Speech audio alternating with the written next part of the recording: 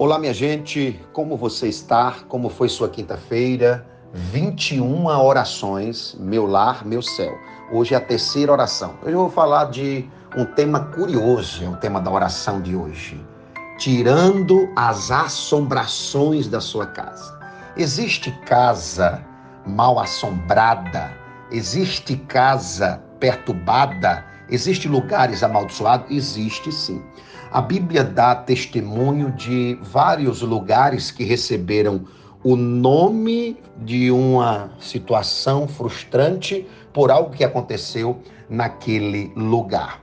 Por exemplo, a Bíblia fala em Deuteronômio, capítulo 7, versículo 26, que uma casa ela pode ser amaldiçoada pelos objetos que ela tem, se esses objetos contrariam a vontade de Deus, a soberania de Deus e a grandeza de Deus. A Bíblia também fala que Jesus, ele amaldiçoou Jerusalém, dizendo: Jerusalém, Jerusalém, tu que matas os teus profetas e apedrejas que te foram enviados. Declaro que ficarás deserta até que venhais a dizer: bendito o que vem em nome do Senhor.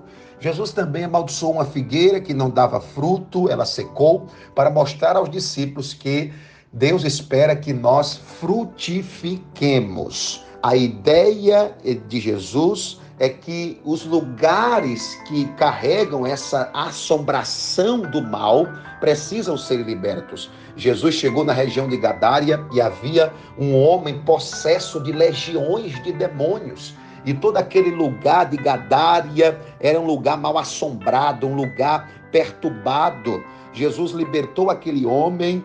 E quando libertou, os demônios entraram nos porcos e os porcos entraram dentro do mar e se afogaram. Então, existem lugares perturbados, existe a ação do lugar perturbado, até nos animais, e existe também a maldição sobre a cidade, uma cidade perturbada. A Bíblia diz que Josué amaldiçoou a cidade de Jericó, dizendo que ela nunca seria construída. E se fosse, iria perecer os filhos de quem tentasse construir a cidade. Então, existem lugares escabrosos. A pergunta é: como saber se a minha casa é uma casa mal assombrada? Primeiro você tem que saber a história do lugar. Todo lugar tem uma identidade territorial. Certamente o que aconteceu neste lugar, alguém já suicidou neste lugar, um casamento acabou neste lugar, alguém sofreu com depressão,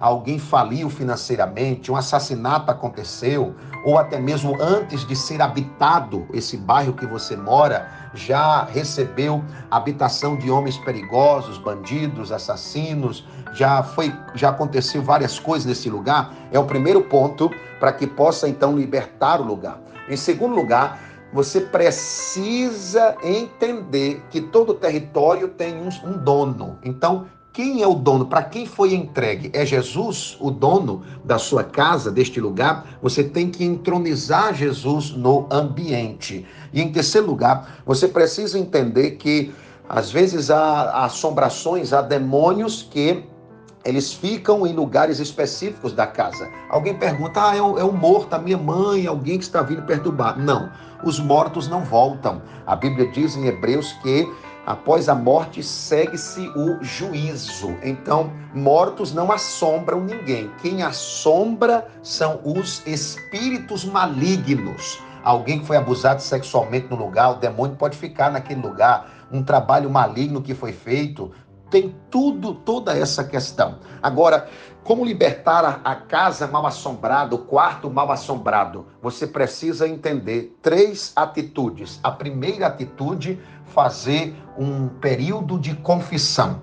3 dias de confissão, confessando os pecados que foram cometidos nesse determinado lugar, na casa, através de quem já morou neste lugar. Você vai fazer 3 dias de confissão. Depois você vai fazer mais 4 dias de jejum, para que os espíritos invisíveis, ou que ainda estão no lugar, eles sejam derrotados. Existem igrejas que não vão para frente porque os pastores, eles não batalham espiritualmente para libertar o lugar das entidades. Existem espíritos malignos que ficam, às vezes, em ambientes específicos. No quarto, na sala, a pessoa se sente mal, sente tontura, não consegue dormir, não consegue ter paz. Então, hoje, você vai libertar a sua casa. E a terceira e última atitude para libertar a sua casa da assombração: chame alguém que tenha dom de libertação, para dar uma voz profética de autoridade sobre a sua casa. Não é que você não tem autoridade, mas o mundo espiritual tem hierarquias. E os ministros de Deus, os presbíteros, os pastores, eles têm essa autoridade de orar e abençoar a sua casa. Deus te abençoe. Você gostou dessa oração? Deixe a sua curtida, compartilhe e envie essa oração para todos os seus contatos, porque essa oração vai libertar muitas casas.